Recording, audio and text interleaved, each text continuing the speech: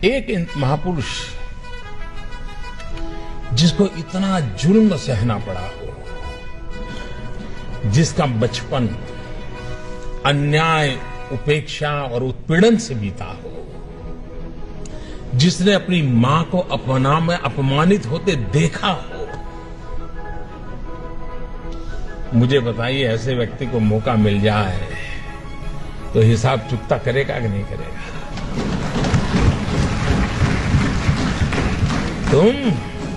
तुम मुझे पानी नहीं भरने देते थे, तुम मुझे मंदिर नहीं जाने देते थे, तुम मेरे बच्चों को स्कूल में एडमिशन देने से मना करते थे।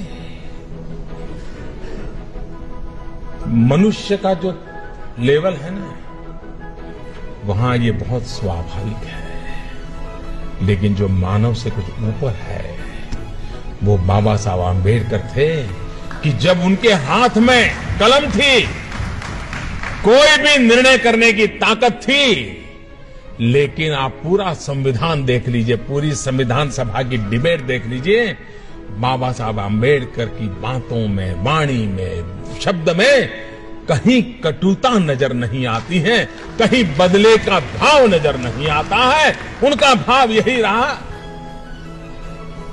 और वो भाव क्या था? मैं अपने शब्दों में कह सकता हूं कि कभी कभार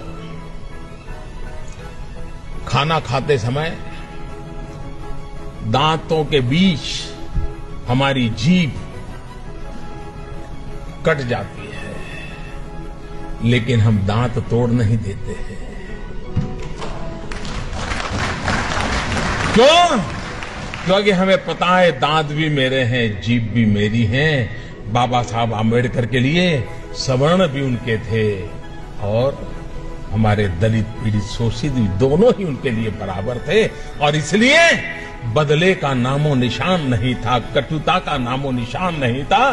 बदले के भाव को जन्म देने का और समाज को साथ लेके चलने की प्रेरणा देने वाला प्रयास बाबा साहब आंबेडकर की हर बात में झलकता है। और ये देश 125 करोड़ का देश बाबा साहब आंबेडकर का हमेशा हमेशा ऋणी रहेगा, जिसने देश की एकता के लिए अपने जुल्मों को दबा दिया, गाड़ दिया, भविष्य भारत का देखा और बदले की भावना के बिना समाज को एक करने की दिशा में प्रयास किया। क्या हम सब, हमारे राजनीतिक कारण कुछ भी होंगे,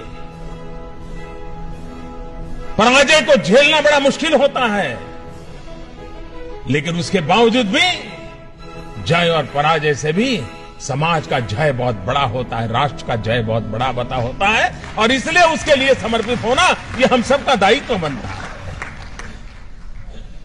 इस दायित्व को लेकर के बाबा साहब आंबेडकर ने जो उत्तम भूमिका निभाई है, राजनीतिक कारणों से इस महापुरुष के योगदान को अगर सही रूप में